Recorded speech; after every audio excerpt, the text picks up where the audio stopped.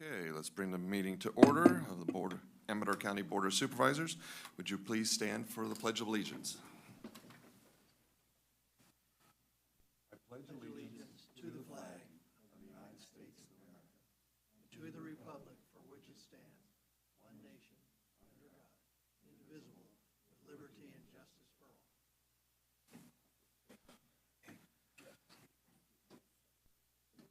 I like doing the Pledge of Allegiance first. Okay, so we came out of closed session. 1A was direction to staff. 2A is no update. 3A is denied claim. 3B, denied claim. 3C, denied claim. Confidential minutes were approved.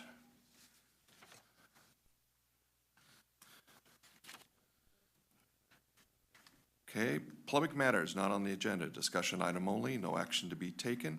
Any person may address the board at this time, any subject within the jurisdiction of Amador County Board of Supervisors.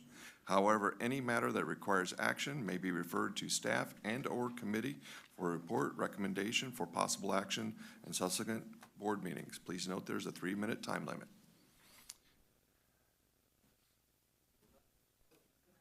No rush. Wayne Garibaldi, and I have the dubious distinction today of representing the Amador County Historical Society as their treasurer. I've been the treasurer for about 15 years, and I know that people often use this section to come and ask for something or to come and complain about something. I'm doing neither this morning. I'm just actually coming to thank you, each and every one of you. The Historical Society received its ARPA grant recently. Okay, it was around $24,000, makes up for fundraising that we weren't able to do during the COVID thing. And that's an amazing thing that the county and the Board of Supervisors approved. And I just wanted to come and tell you thank you that way. In the 15 years I've done this, I don't think the Historical Society has ever received, a grant. And as you guys know, the Historical Society operates the museum on your guys' behalf. So thank you very much for that. We're also, the Historical Society is transferring $35,000 of its own money and its general fund over to the livery project. All of these funds are going toward the livery project, which is the building that houses the wagons and the stuff that's kind of falling down and ready to be demolished that way. Just to give you an update, we're at around $200,000 that we've raised so far toward that project. Unfortunately, the project's about $500,000, so we've got a ways to go, but we're working on that. And we hope to demolish the existing building where everything is at either this next month or in April.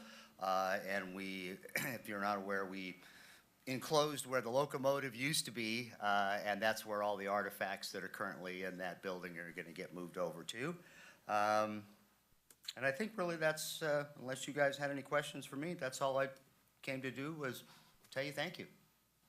You don't want to say anything about how bad the roads are or anything? So. No. Well, I mean, I got lots of complaints, but I'm in an official capacity this morning.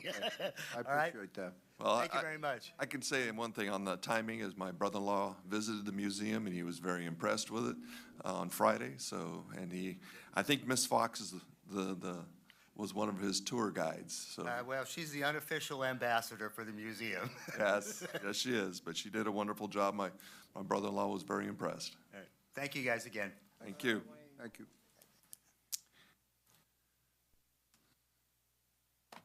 We appreciate the efforts, Wayne. Well, we appreciate the support. Okay, anybody else? Okay. Approval of the agenda. So moved. All in favor? Aye. Opposed? Okay. Approval of items on a consent agenda. I'll move.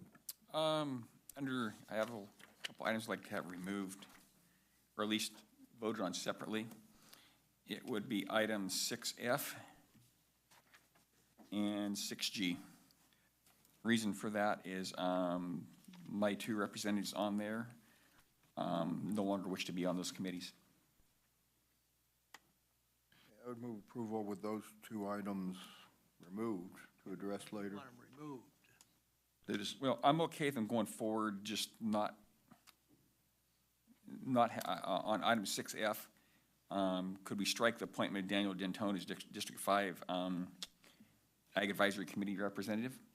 And on 6G, could we strike Jerry Wright as an alternate on the Airport Advisory Committee for District 5? That be okay, Greg, and still go forward? Yeah, and then bring it back at some point. Yeah. Do those appointments. Yeah, that'd be fine. I would make the motion to approve with those changes. okay, do I have a second? Second? All in favor? Aye. Opposed? Okay.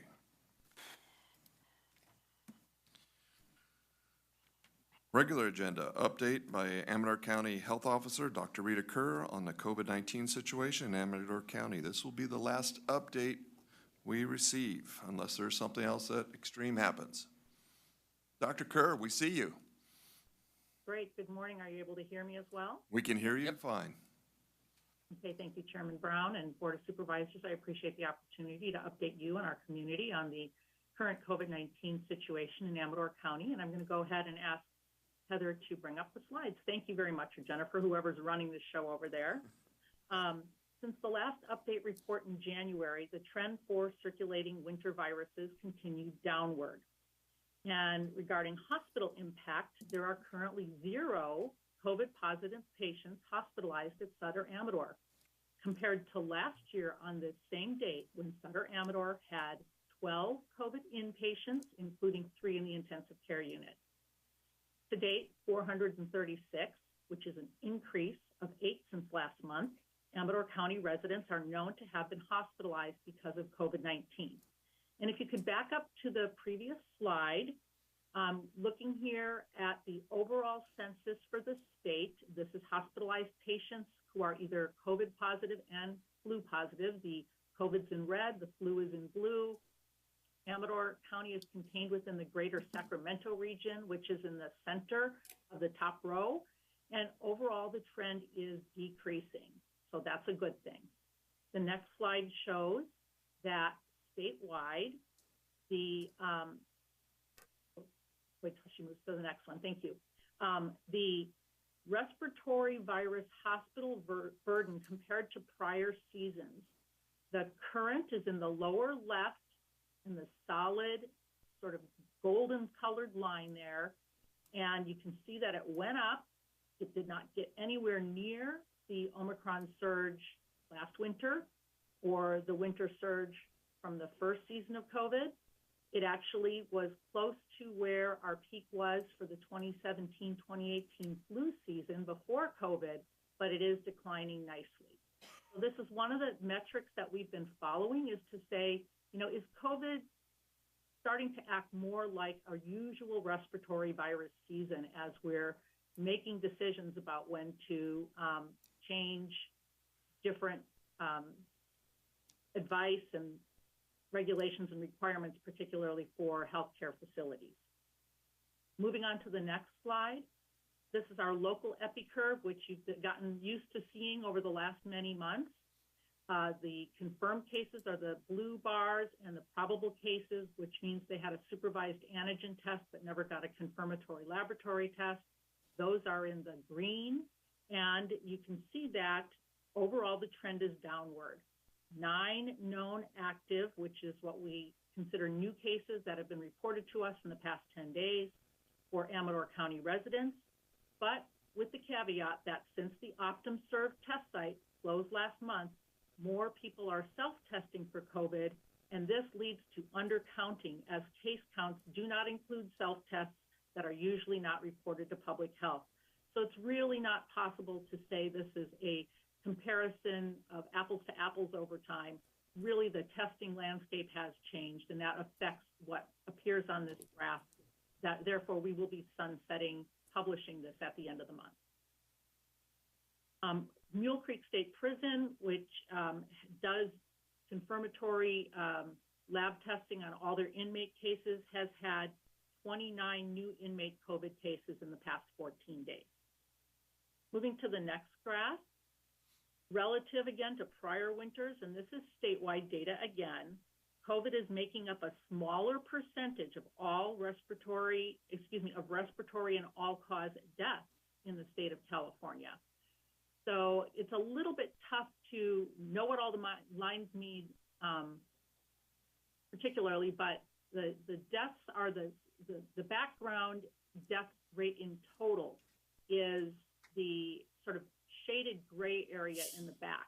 And then superimposed on that, you see the COVID cases in red.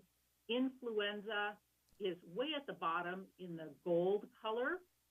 And pneumonia in general is green, and acute respiratory distress syndrome, that's basically failure of the lungs requiring ventilation, is in the blue.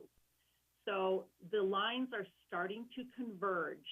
And one thing to be noted, to be aware of is that pneumonia and COVID can coexist on a death certificate, and so some of that is reflected on this graph as well.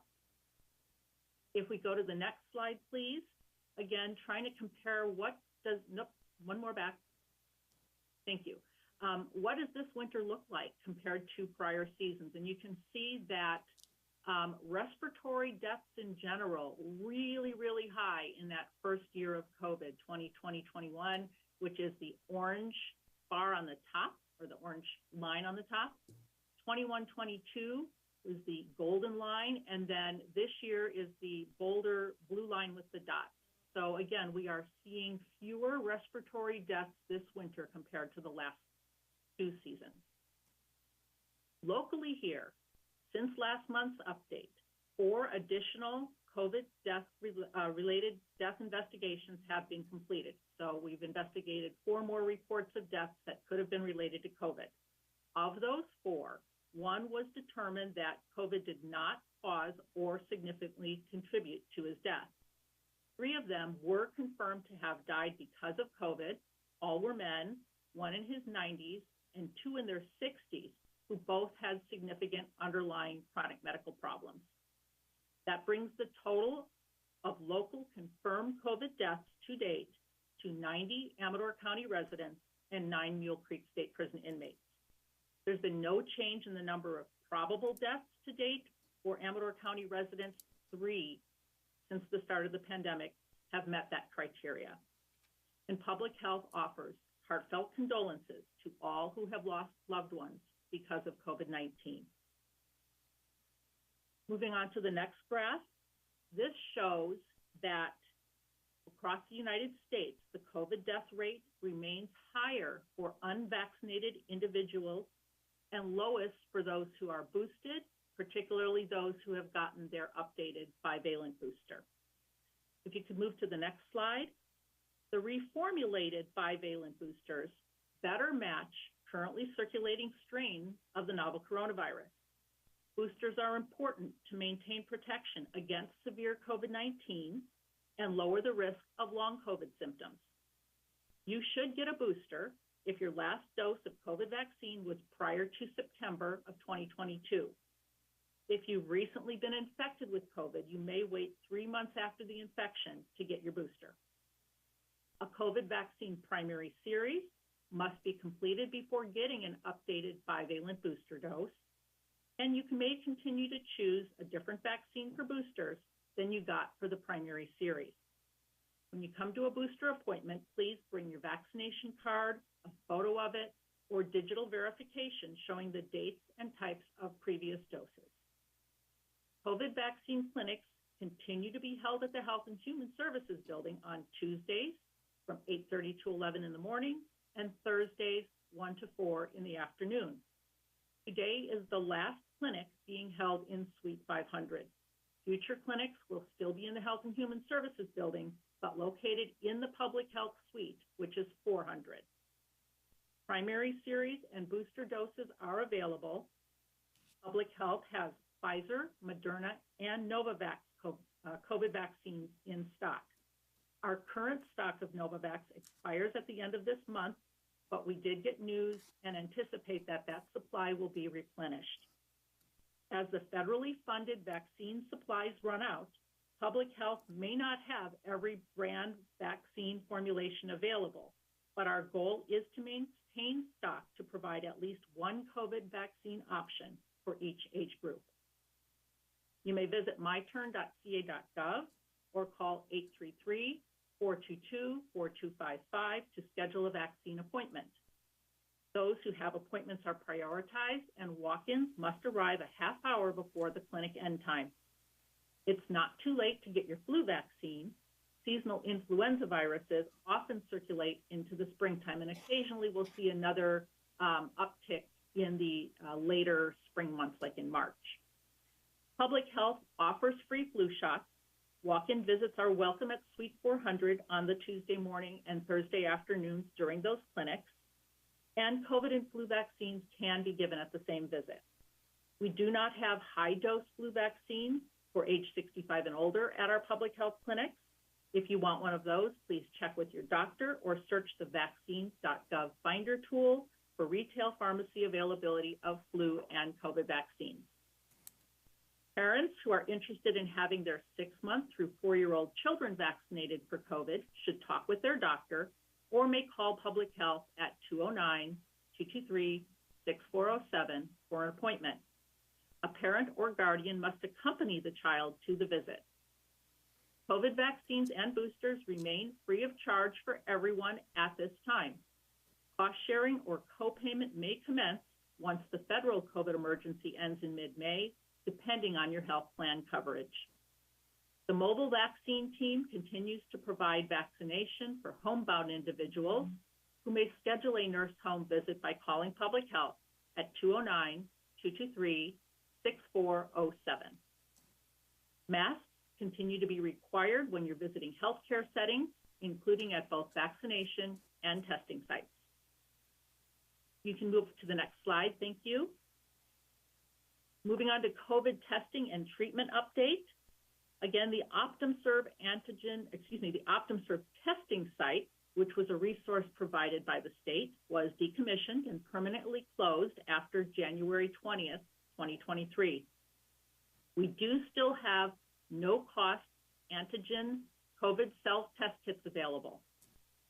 4 free test kits per household address can be ordered at covidtests.gov and are delivered by the Postal Service.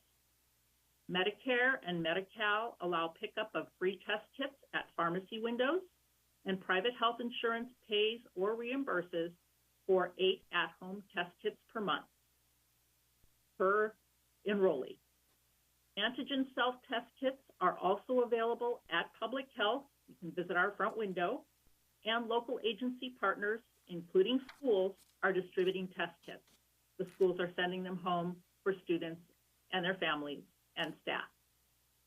If you are sick, please follow self-isolation guidelines, inform your close contacts, and quickly seek medical advice to find out if antiviral treatment is recommended for you. Talk to your doctor, or California continues to provide free phone or video telehealth appointments. You're eligible for this service if you have symptoms and have been exposed to COVID, even if you haven't been able to get tested. Call the California COVID-19 hotline, which is 833-422-4255, or you may visit online covid19.ca.gov/treatment. The telehealth provider will decide with you if you need a prescription for COVID antiviral. The oral COVID treatments are still available without cost sharing or copay for the medication. Seek treatments while symptoms are still mild. Do not wait for your illness to get worse. There is growing evidence that treatment reduces the risk of persistent long COVID symptoms. If you don't feel great, please isolate and get tested to treat it and beat it.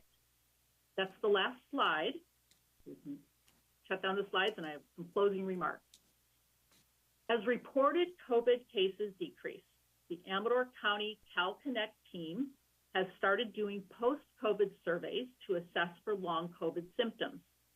A survey is being sent via text message to those who recently had COVID, and a follow-up phone call interview is available for those that want to participate. Over the past 3 years, much has been learned about the novel coronavirus, SARS-CoV-2, that causes COVID-19.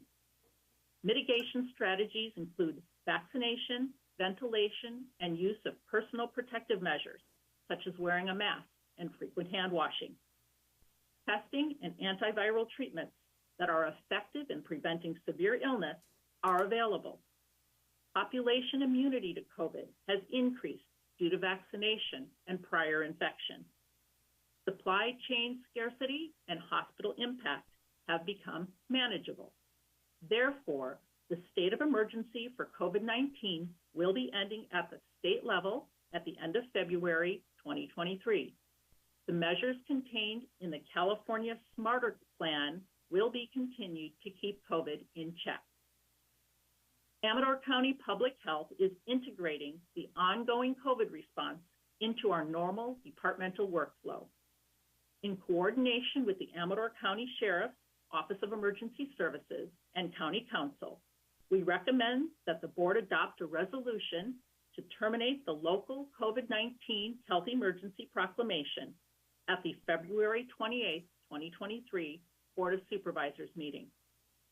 As our local COVID emergency response winds down, I would like to express sincere gratitude to the many individuals, healthcare providers, agencies, businesses, and organizations that contributed to our community's perseverance through this challenge. Amador County is resilient and stronger together as we continue the recovery phase. And I'd also like to note that there is an item on the consent agenda today, item 6C, that will award a contract to a consulting firm that will facilitate the public health departmental COVID-19 emergency response after action evaluation and report process. I'd be happy to address any questions at this time. Any board members?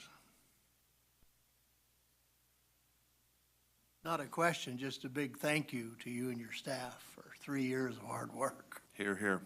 Yes. I have Thank you. just one quick question, Dr. Kerr. The health emergency in California is ending, but the federal extends longer, where, almost to May? Is that correct? Correct. The federal government actually has a number of different emergency declarations. They did make a promise that they would give 60 days notice at a minimum to the states before ending the federal emergency declaration. And what this really kind of affects is some of the funding streams and some of the flexibilities that were allowed during the COVID response. It also affects the need for those who are covered by Medicaid, which in California is called Medi-Cal, their need to recertify their eligibility every year was put on hold during the pandemic. So there is a backlog of individuals, and the state of California has already started working on that to have individuals recertify for their eligibility so they don't have lapses in coverage for their health care. And there are a number of other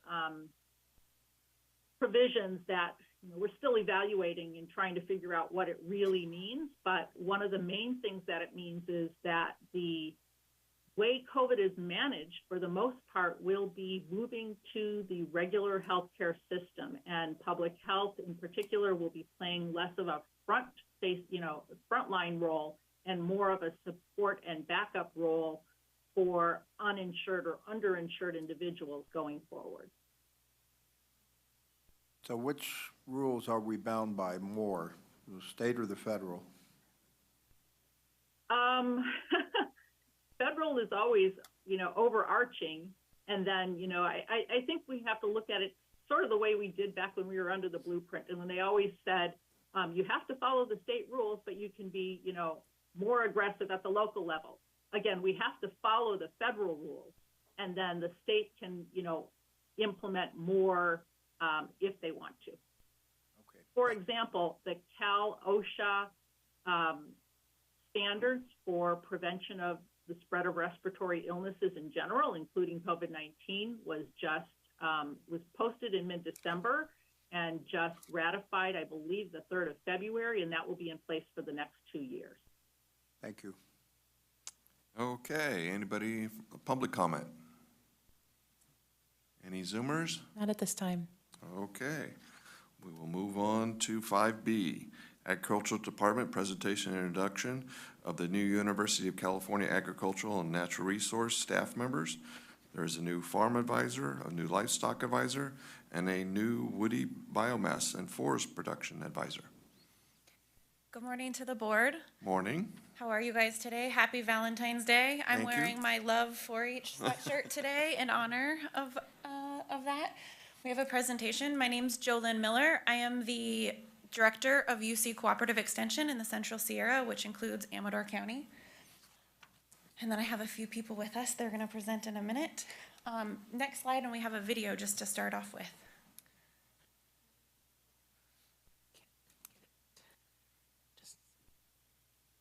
I think.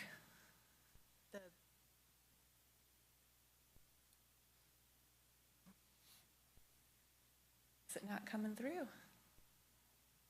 I can't get the bottom portion to move so I can play it. Just bear with me. We tested it, I thought. Oh, good.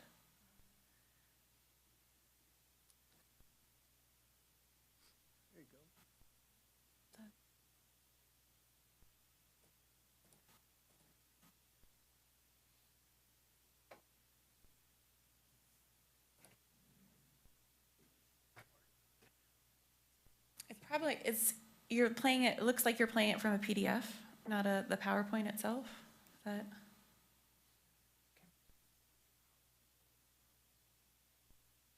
there we go, maybe.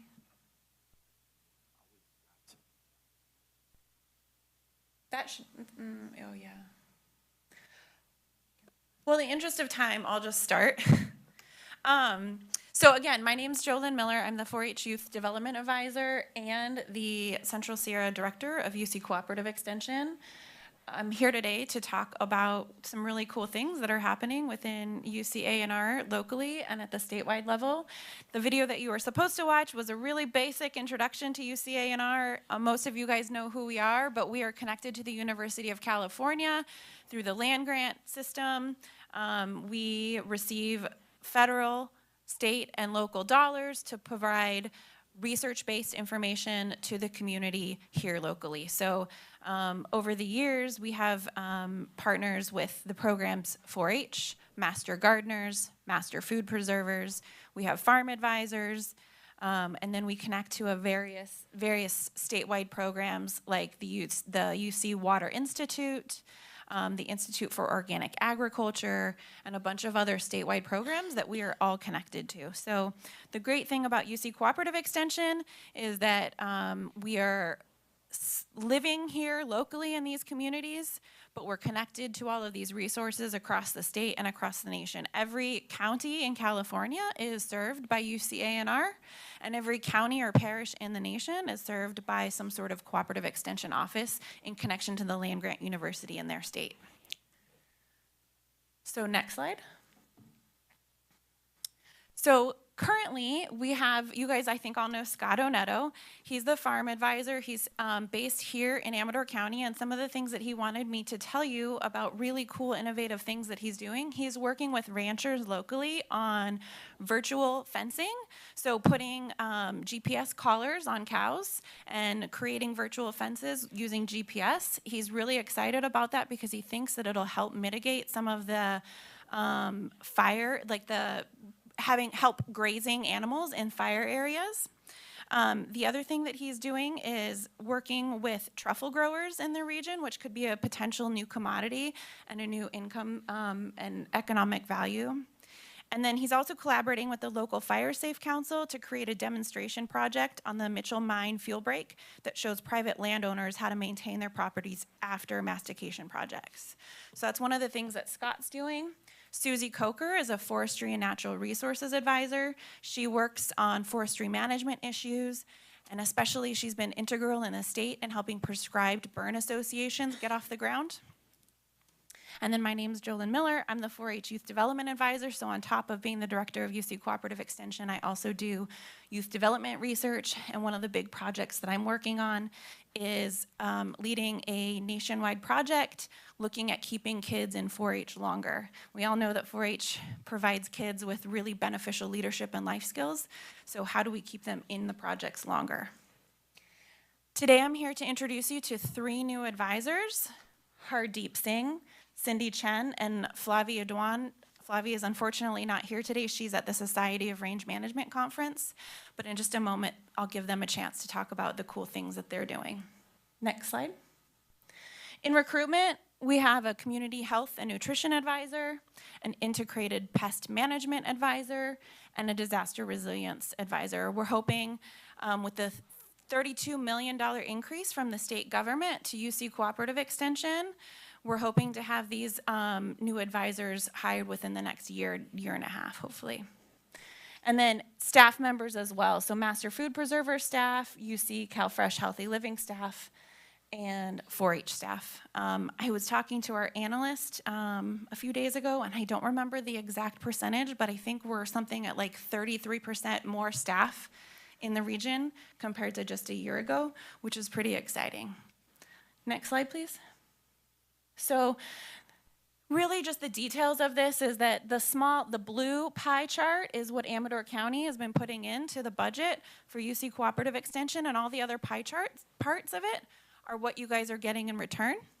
So through grants, through the university-funded advisors, through volunteer hours, through donations, through program fees, basically what Amador puts in, you guys are getting a lot back by this partnership. Next slide. You can see our staffing levels have increased over the years. When we started the multi-county partnership in 2011, that was at the height of the recession, and there was a lot of cuts. And so at the time, there was only 1 advisor per 4 counties. So we only had 4 advisors in the 4-county region. And now you can see currently, by the time we hire those next few advisors, we're going to have 9 advisors in the 4-county region. So we're more than doubling the advisors since we started this MCP, a really great testament to the value of partnerships. Next slide. All right, so these are our new advisors. They're gonna come up and give you just an introduction to themselves and what they plan on focusing on over the next few months. So Hardeep. Thank you, Jolyn. Hello, respected all. First of all, thank you all for all the support you are providing to UC Cooperative Extension. And thank you all for letting us introduce ourselves. So today I'll give a brief overview about my background and about my current position with the UC Cooperative Extension. Next slide, please. So I'm basically from Punjab, India. I was born and raised on a small family farm where I was helping my parents with the daily farming activities. That sparked my interest in agriculture, and I went to school at Punjab Agriculture University to do my Bachelor of Science in Agriculture. And while doing my BS in Agriculture, I became more familiar with the farming issues which we were facing back in Punjab. And I started looking for positions where I could study them in US, because the farming issues which we were facing back in Punjab were very similar to here in California, such as drought, water salinity, water quality. It's not just the issues, we also share similar weather, climate, soils, and topography as we have here in California as in Punjab. And in 2018, I came to US to do my master's. I worked on different research projects in almonds, pistachios, citrus. I worked on controlled environmental agriculture studies. And after completing my master's in 2020, I started working with the UC Cooperative Extension as an assistant specialist for small farms in Fresno. And my work as an assistant specialist for small farms, I worked on different research projects on lemongrass, moringa, and bok choy. These are the specialty crop grown by small farmers in Fresno County. I worked on crop protection practices of these crops, such as irrigation, nutrient management, etc.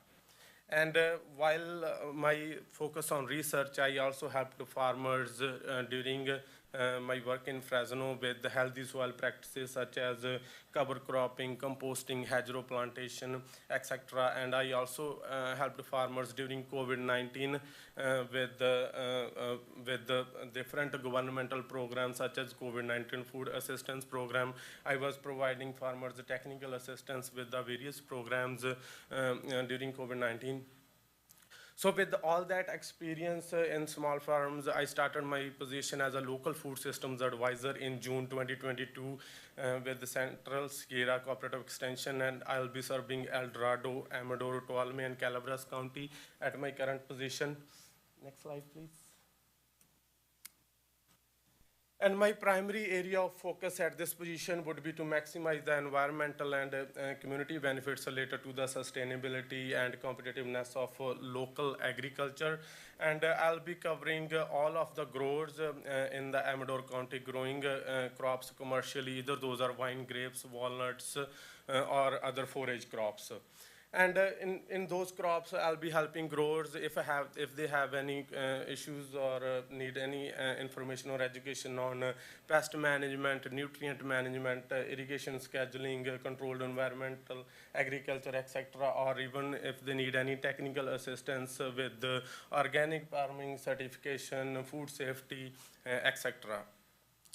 So according to the reports, 2021 reports of California, according to reports of Department of Agriculture, Amador, the total value of crops produced in Amador County was worth $31 million, and I'll be contributing straight to that industry for the successfulness, competitiveness of that farming business and industry in Amador County. So that was it. I'll let Cindy take over. Thank you.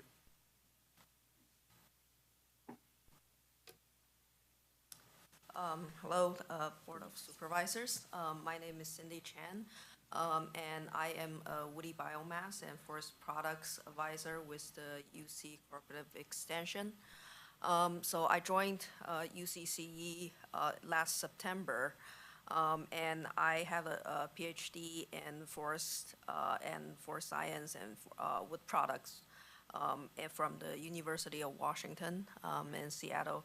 And I spent the last 10 years in both the state of Washington and the state of Oregon doing wood products related research. And my past work focused on wood products and wood products manufacturing, marketing, as well as evaluating the economic and environmental impact of the production of wood products. In particular, mass timber products, which is a large-scale engineer wood product that can be used in the construction industry. Other than that, I also done work in woody biomass research, including bioenergy, biofuel, and I am originally from California. I did both my bachelor's and my master's at the University of California in Irvine. So I'm glad to be back to California, and right now, although I just started, I'm starting to learn about the community, and I see a lot of opportunities in Central Sierra. And my ultimate goal here as the Woody Biomass and Forest Products Advisor is to next slide, is to help the region develop a good, improve the utilization of woody biomass. And the forest resources to create community resilience through a reduction of wildfire risks, as well as creating, improve the manufacturing process of the wood manufacturing industry.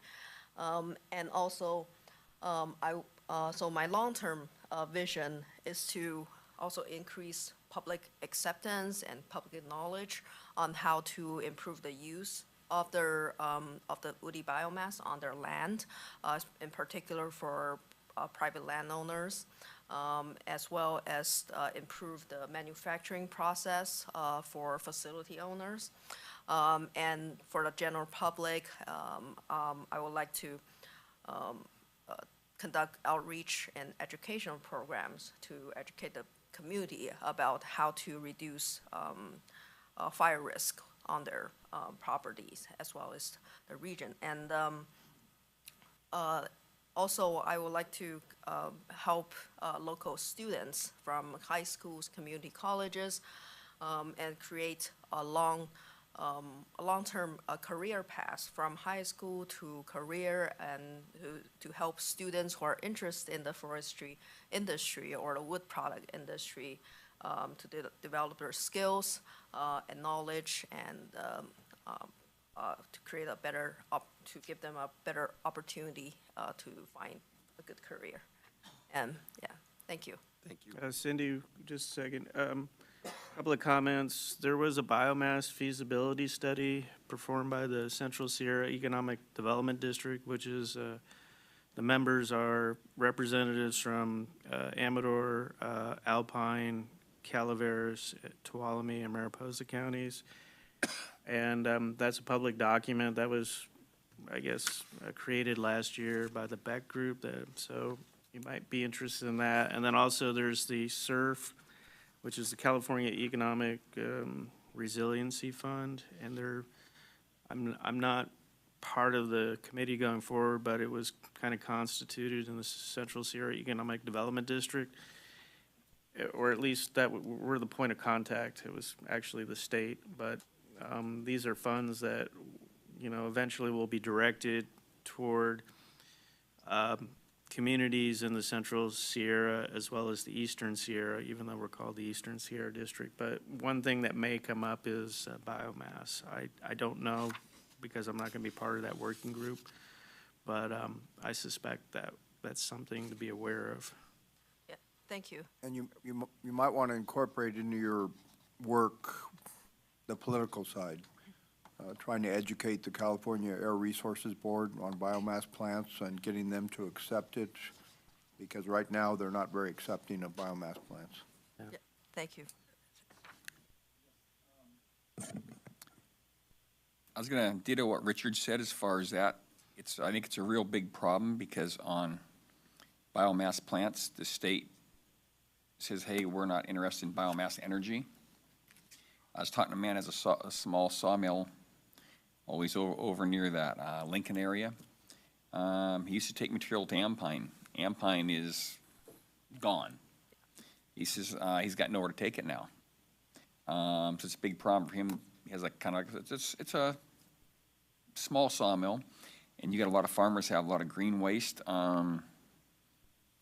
don't have any place to take it. It's and that's something you might want to lobby the state on, or see what you can find out there, is why they're not supporting biomass better, because the landfills are charging, I'm hearing $125 a ton for people to take woody material there, and that's pretty cost prohibitive.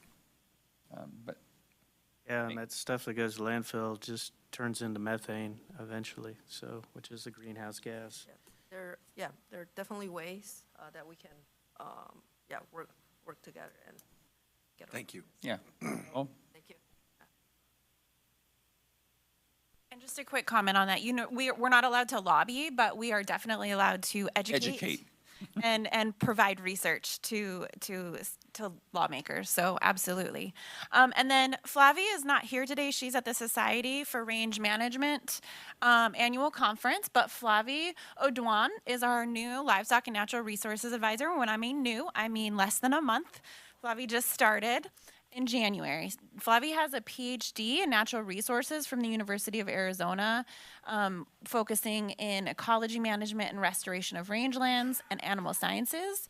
She's done a lot of research on grazing behavior, diet selection, meat characteristics of range-fed, I don't know how to pronounce that because I am not the livestock advisor, Criollo cattle in southeastern Arizona. Criollo. That's the kind of cattle that's adapted towards super dry and hot environments. She has 17 years experience with dairy and beef cattle in France and in Arizona, 10 years experience with Navajo churro sheep, also a desert adapted breed, and then 10 years of experience in marketing lamb and beef directly to consumers.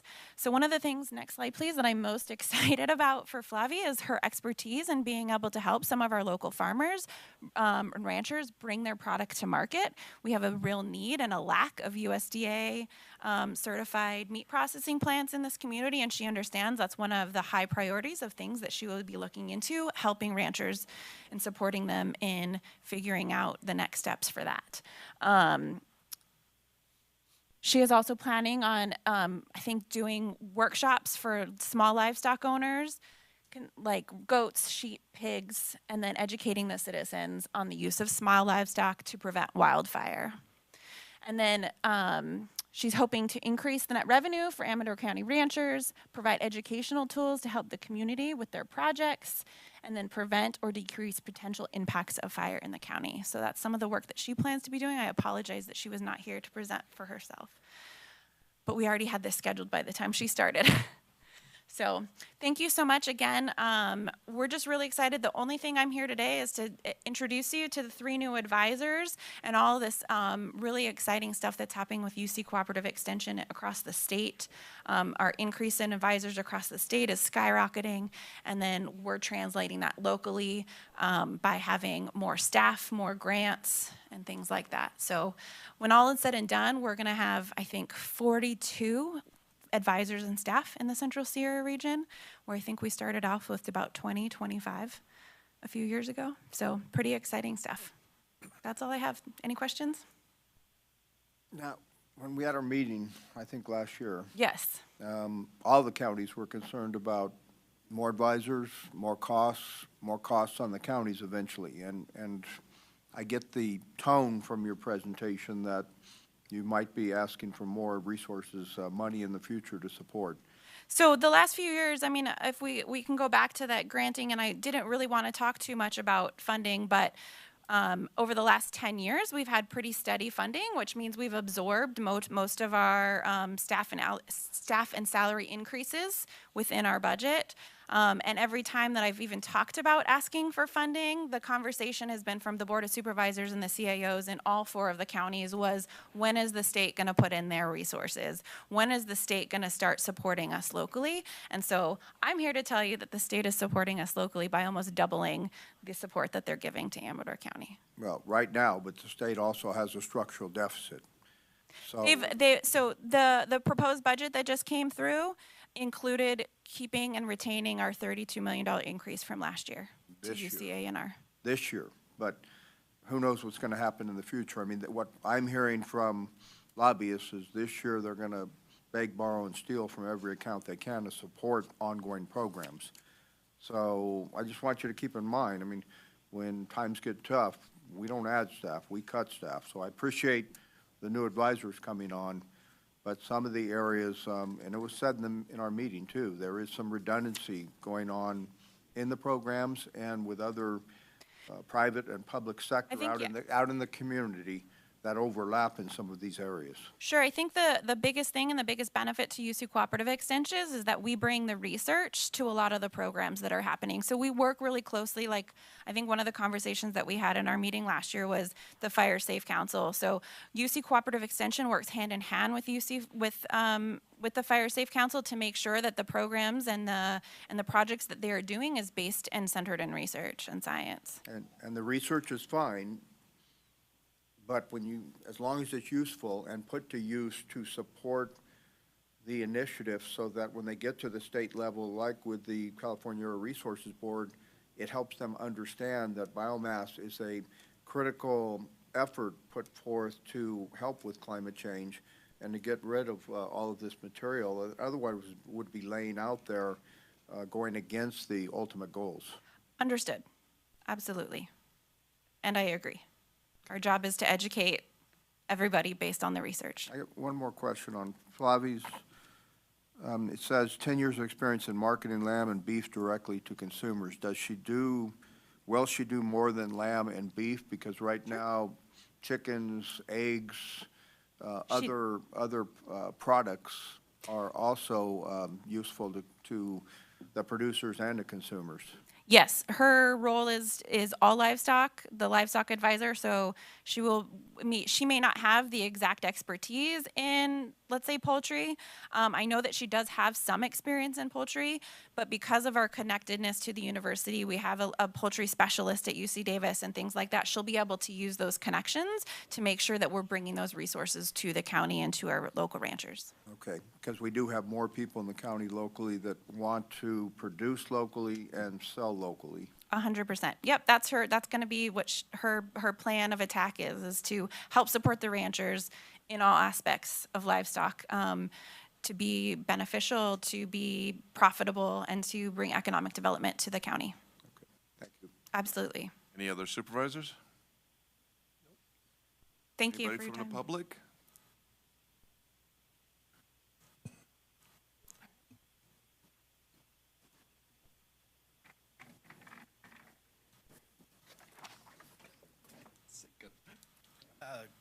Dana Jorgensen with State Senator Marie Alvarado Gale. I was going to introduce myself earlier, but public comment went by so quickly today. Guess that's not always a bad thing. I just wanted to recognize the debate you had. I know in the past there has been a push and pull in the legislature for funding for these. Some of the prior members I've worked for have worked on that. Senator Alvarado Gil did go to UC Davis, and this is something that she is very interested in. At the same time, I recognize you have concerns in future years, probably not this year, with being asked for more funds. And we would be very supportive of trying to have UC offer as much as they can, because they do great work while being sensitive to the county budget. And then just off the top of my head, I met Miss Chin in Tuolumne County on a tour. We had a great tour that day. I saw a documentary about mass timber buildings, and there is one being built in Portland, and it is, I think it was 8 stories, and that is something that could be something that we could explore going into the future. I think there's going to be a push for some of that. And I recall there's one sawmill in Oregon, and it's a smaller one, and it was certified, or the first one that's doing this. And I believe it was outside of Medford. I think it was in Riddle, Oregon. It kind of popped in my head.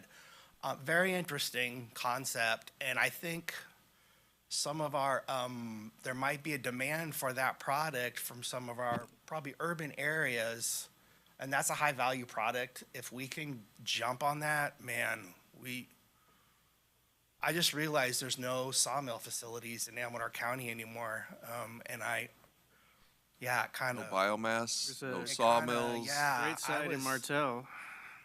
Huh? There's a great site in Martell. Yes, there is. So I'm aware of that, and to me as a citizen in this community, that's actually very disturbing, just me as a citizen. So we're open, any ideas? I know the senator would be interested in trying to help with that as well. So, and then on another note, I've talked to some of you on some issues, just came here today to be accessible and listen to what other people are having to say. So that's it. Thank you, sir. Yeah, thanks. You know what, I will say one thing on that. Yeah, as far as not having any wood processing facilities in this county is pretty sad. We need them, and you're looking at jobs, but yeah, the mass timber is really an interesting concept. Looking at what the structural capabilities is incredible. The only problem is it takes, they utilize mainly pretty much Doug fir, and we don't have huge amounts of Doug fir in this area of California. We have some, but probably not enough to support a facility, but wish we did. It's stronger than steel, more fire resistant, lighter. It's pretty incredible. Anybody on Zoom? Not at this time. Okay. We'll move on to 5C, discussion and possible action relative to request changes in the salary of the Amador County elected officials.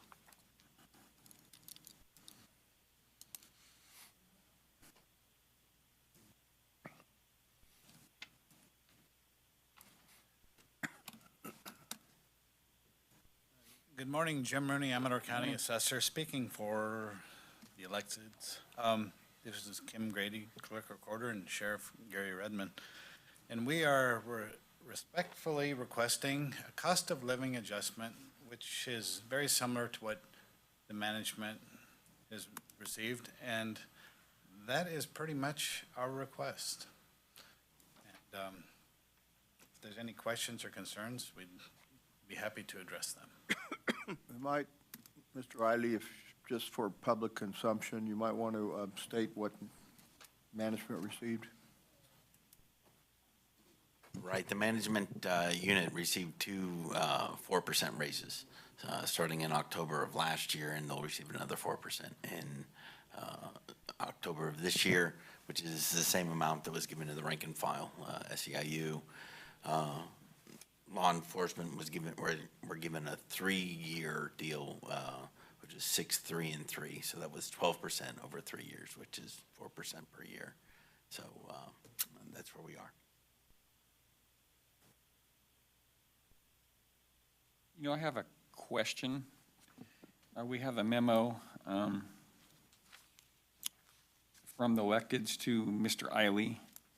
And I guess you're talking about receiving the same 4 and 4 as management received. Now, it talks about you're also requesting that sheriff receive at least a 10% increase. Is that additional on top of the 4 and 4? Yes, I don't know if you remember, but we received an adjustment a little over a year ago that included all electeds except the sheriff. The sheriff wasn't included in that. And the DA? No, the DA was, everybody except the sheriff. Okay. So the sheriff's in a little bit of a different situation than we are, and this brings him, or that position, up a bit. Why wasn't he included last time? You know, I guess that would be, my understanding was that I'm going to let him. Maybe he can answer that. Yeah, I'm sorry, Gary. So last year when this came out, Supervisor Onetto was during the election, and I was not going to ask for any type of increase during an election year. I don't think any smart person would have. No, I don't think that was prudent. The last time the sheriff's position was adjusted was in 2019, and currently I'm 1% below my undersheriff. Well, you know, Base salary. to be blunt, I don't agree with that. Election year or not, if it's where you're at, it's where you're at. I wouldn't, winning an election is not a reason to get an increase. As far as the 4 and 4, hey, the management got that, I'm okay with that. So you're okay with the undersheriff making 1% above me? Is that correct? Yes, it is. Two things there. One, you could maybe lower the undersheriff's salary a little bit, or number two, if you look at full compensation, I believe you're being made, you make a substantial, probably about, depends if you look at Transparent California numbers, or if you look at the Amador County numbers, you make about let's say $13,000 a year more total compensation than undersheriff. Is that correct? So base salary is 1%. We go off base salary. Incentives, for this position, anybody can walk into this position as an elected, and that's why we always go off base salary. Sure, but I'm saying, is it correct? Do you make about, according to county numbers, not Transparent California, because Transparent California, it's a question that I have is why it's so much more than it is by the county numbers. I think it might be the pension debt. It looks like total compensation, undersheriff gets $320,661. That's the numbers we have in front of us. And the sheriff gets $333,905. By my math, you make about $13,200 and roughly $50 more than the undersheriff. So you're including all of the unfunded liability and county costs. That's not even remotely what my salary is, Supervisor Onetto. So a salary survey was done with Calaveras, which showed the surrounding counties, including Tuolumne, Calaveras, Amador, El Dorado, Yuba, Stanislaus, all determined that the salaries of the sheriff of Calaveras and Amador with 37% below the median. The Calaveras sheriff is now 27% above what I make. He is not the coroner or the Office of Emergency Services. I have both those responsibilities. So I don't think it's prudent for me to ask for 27% increase to compare my salary to Calaveras, even though I have two of the responsibilities that he does not. I simply am asking for a 10% increase. 18%? 10%. I'm asking for 10% increase. Okay, so 8% COLA, So 4 and 4, you're talking and about the 10% increase. And also to be included in the COLAs, yes. Yeah. Sheriff, just to be clear now, the undersheriff has already got 4%, right?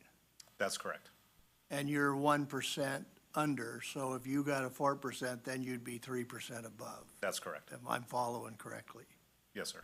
So then you might only need another 7 to get 10% above. That's correct. Okay, wanted to be clear on it. This is a request only. And they went back to October. Are you looking for that too, or No, we're simply asking retroactive, starting in January. for the first of this year? Okay, well, that helps too.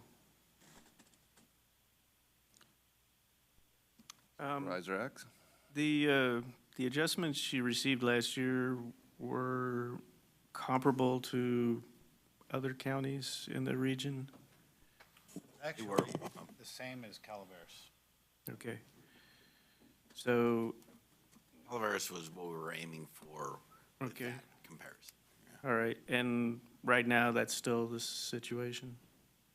Okay. They've been getting Has Calaveras raises. bumped theirs up at all, or? They continued to increase theirs. They've given everybody 3%, 3.5% a year for 4 years. Okay. And I might add that I know they're our neighbor, but they're not known for being the most fiscally responsible operation in the California. So that needs to be tempered. Which goes back to why I'm not asking for a 27%. You know what I'm talking about. Well, Can I, Hold on. Go ahead. yeah, I just think the argument of you should have asked for the raise last year. No one with half a brain would have asked for an increase, and we've been through this over the years. Board of Supervisors doesn't do that either. When we were talking about adjustments to our salary, nobody wanted to do it during an election year. I think that's just common sense. I wouldn't agree. You may not want to, but I think if it's going forward, if elected officials are asking for COLAs, increases, whatever, election year or not, if you're in that position and everybody's doing it, you should do it. I wish I could have kept good notes on our arguments in the past when we were looking at Board of Supervisors' salary, because as I remember, no one on the board wanted to talk about it if they were coming up for election. It's almost sure death. Sheriff? Richard, I don't agree with that. You don't. Where I'm looking, one thing I'm you mean looking you at don't is, remember correctly. I got a pretty good memory, Richard. We've got a lot of bills to pay. I don't mind paying a fair salary to whatever employee it is. I think, and I understand that's not total take-home pay. I get that. Some of it's, retirement, stuff like that, maybe future medical, and that's a lot of the pay. So I get that. We've got deputies that say they're not being paid enough. I look at what our overhead or basic management costs are compared to the deputies. There's a big discrepancy there. And I understand if you're running an operation, the decisions you make have a lot of bearing on how a unit runs. So I understand that. So I understand receiving more pay. But you look at what a normal salary is in Amador County, I'd say a lot of people are making 40, 50, maybe 60,000 a year. So you start seeing government salaries get up 200, 250, maybe 300. I have a lot of heartburn over that.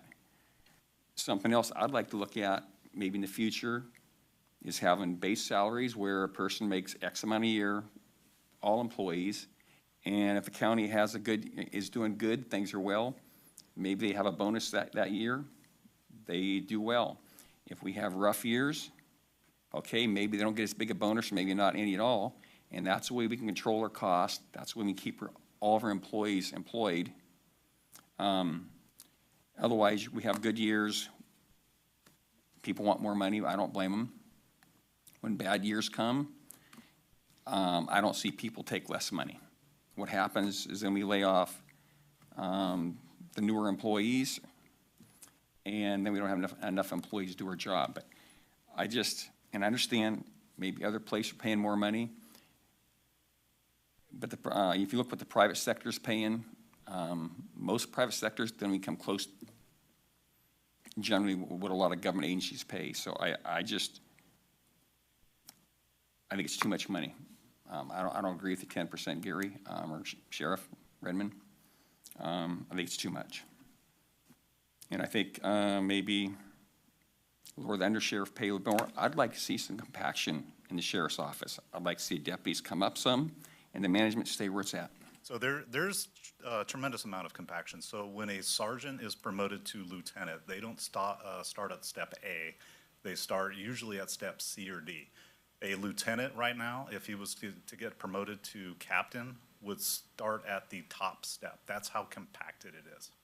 So there is a huge compaction. Now you're asking me to have my undersheriff to cut his wages, so I'm gonna make more than him? That doesn't make a whole lot of sense to me. Let me ask you, what does the average patrol deputy make roughly? What it costs the county is around $135,000. That's what it costs the county. And so what's a sergeant, about 200,000? No, it's starting off around 160,000 for what the county cost is. So you got like maybe a $30,000 difference there between them? Roughly. I don't see that being a big amount of compaction. I'm talking when we get into sergeant from lieutenant to captain and then to undersheriff. That's where the compaction is. So we have a huge retention problem, recruitment problem. At some point, the people that are trying to get in this career absolutely look at the future of what do the sergeants make, what do the lieutenants make, captains, et cetera. I'm sure they do. Most of them want to aspire to get into those positions of added responsibility. But they far want as- to get paid and make more money. What you just proposed would absolutely decimate law enforcement if we had a system like that. We cannot effectively retain, recruit people to Amador County based on what we are paying them, which is why I fought so hard to get the deputies the 12%, which was another factor of why I was not going to go in during an election year. Also at the same time while I was trying to get the deputies a raise. I wanted actually 14 to 16%. Those are the conversations I had with our CAO, Chuck Eiley.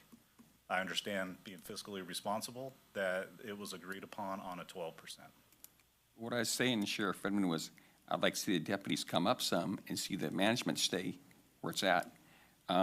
Which absolutely makes How many? zero sense, Supervisor Oneto. How do you bring up the deputies, yet you refuse to pay management who is doing behind the scenes, salaried positions, they don't get overtime? We had a stabbing on Sunday. Guess who was working on Sunday, including myself?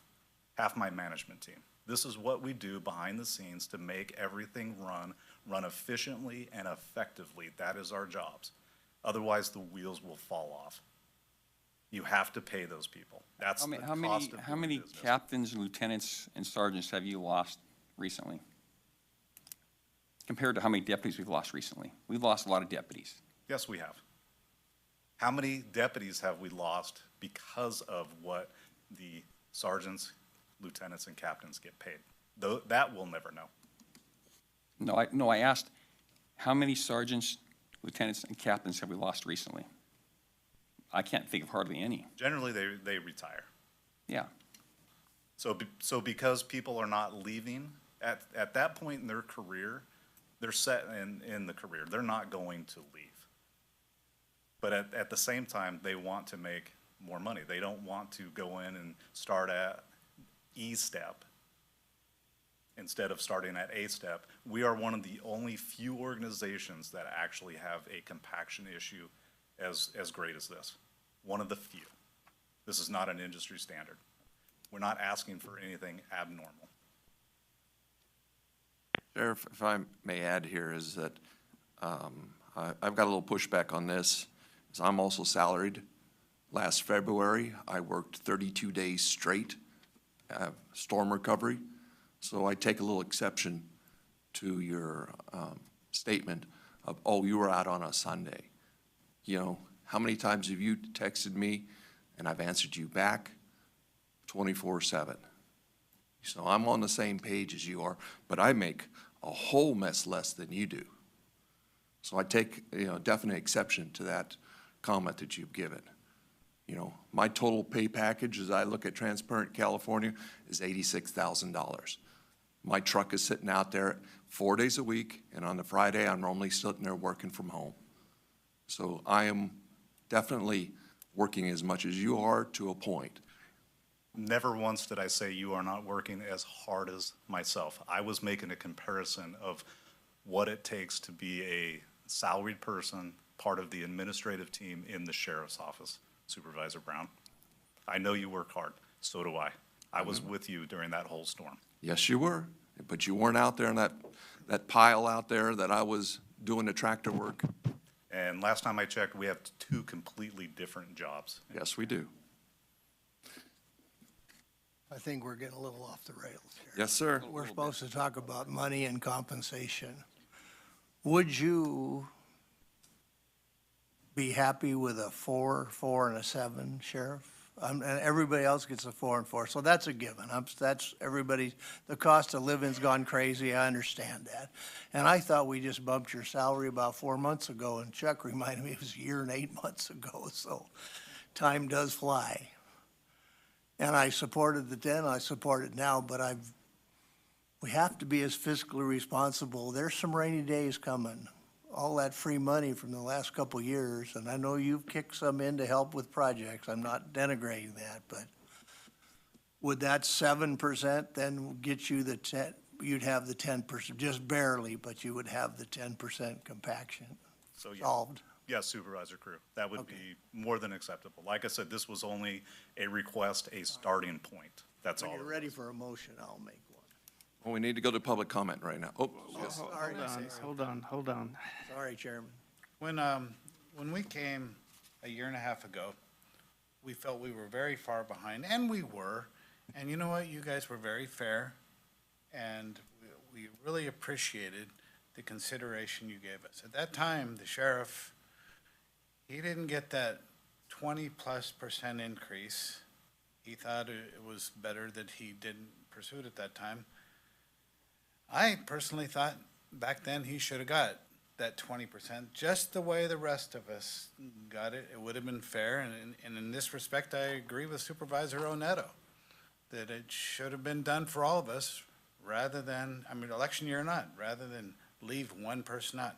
He's behind us 20+%, and Calaveras, and I understand the idea about being fiscally responsible, because I know that assessments, even though they've gone up nearly 8% last year, they're not going to go up 8% every year. Although I'm surprised the real estate market is as stable as it is. But I think that personally the sheriff's position has been neglected in this response. And when we were proposing this letter, or composing this letter to give to you, I changed some of the wording. The sheriff wanted to ask for 10%, and I changed it. I said at least 10%. I always felt it was a little unfair that he was left, or that position was left behind. And that's all I'm going to say about that. But by the way, thank you. We really appreciate your consideration, because the board has given us good and fair consideration, and it has been very much appreciated. Okay, did you have a comment? Sorry.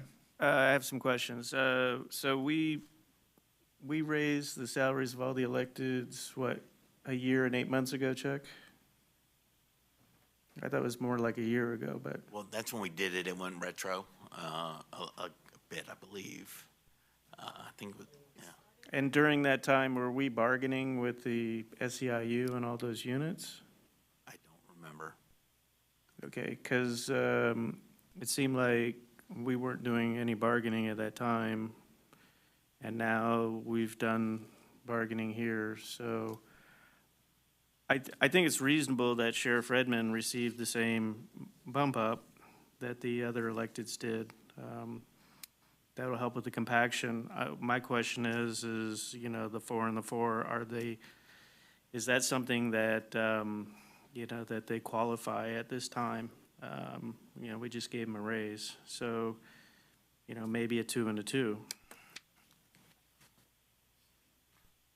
Can I say something else? The news reports say inflation's at about 8%. I'm looking at things, to me, it looks like 15 to 17 or 18%. 4% is, the consideration is appreciated. 4% means we're falling behind a little less slowly. And we thought we were being very reasonable by saying, look, people are receiving 4%, the management is.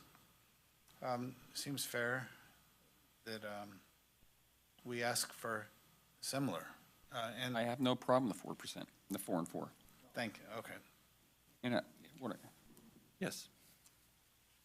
couple things. I will say the elected officials, I think that the county is fortunate to have. I like working with them. They do a good job. I think they do a very good job. So I appreciate that, your work.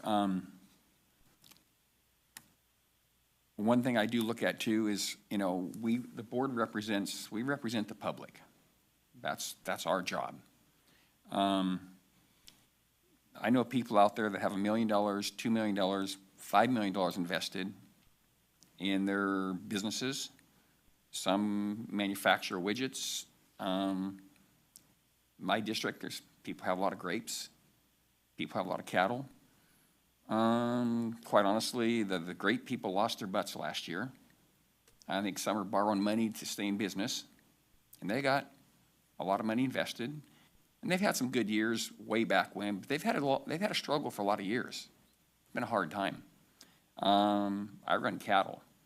The cattle people for 10 years, I don't know if they borrowed money to stay in business, but for what they got invested in the work they do, they made minimal.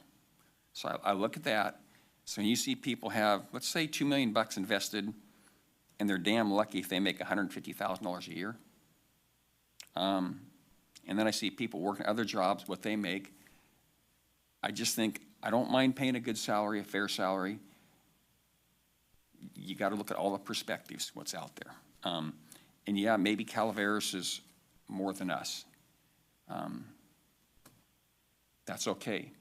I know some of the past board members and I, we had a saying, whatever the Calaveras does, we do the opposite.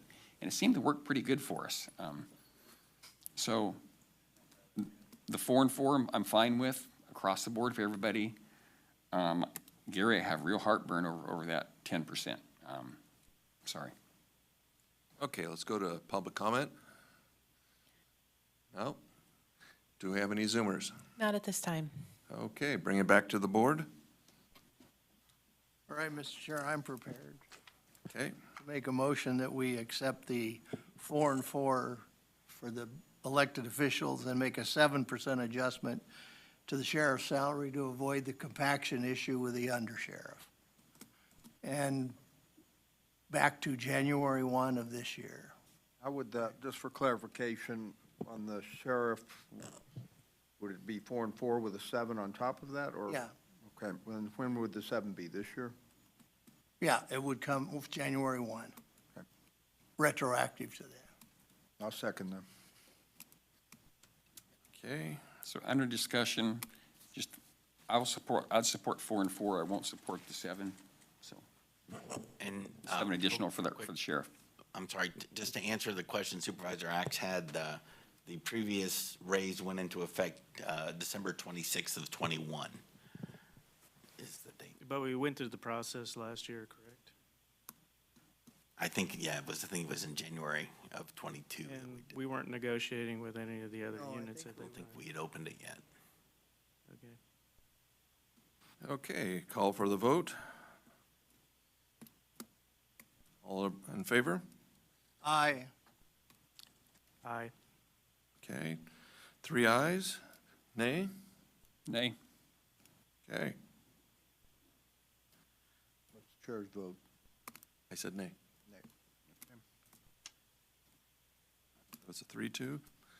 And on, it is approved. And does that have to be a 4/5? No. Okay, thank you. So that is approved, and now we're on to 5D.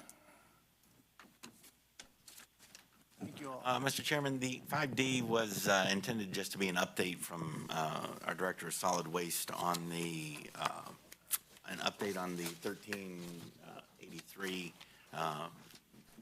implementation. Unfortunately, Jeff got double booked today, and he's not here, so I was gonna Push us on to the push next this on meeting. to the next meeting, but you've got his memo, and I could read that to you, but I don't think that's gonna be any better than you reading it yourself. Could you with some milk and With some- cookies? So, Say it the way he does it, see, you know. the struggle we're all gonna have to deal with is this really gets implemented. It's gonna be a pain, for everyone, as they try and divert organics from the landfill. And, the restaurants are gonna pay a price, but everybody else is gonna have to deal with it too. Okay, on to, we're gonna postpone this. Okay, We'll bring it back. It's something that needs to be discussed. Okay, And, bringing it back. best discussed. I don't know why we need to bring it back. I mean, it's just laying out the budget where he's expending this money. I think it's more of everybody understanding what we're, it's gonna be an affecting to everybody.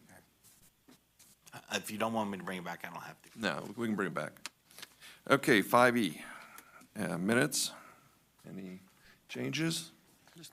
I'll move approval with minor changes. I submitted my changes. Yeah, very minor. Motion approved with minor changes. Okay, all in favor? Aye. Aye. Opposed? Okay, approved, and this will complete the meeting.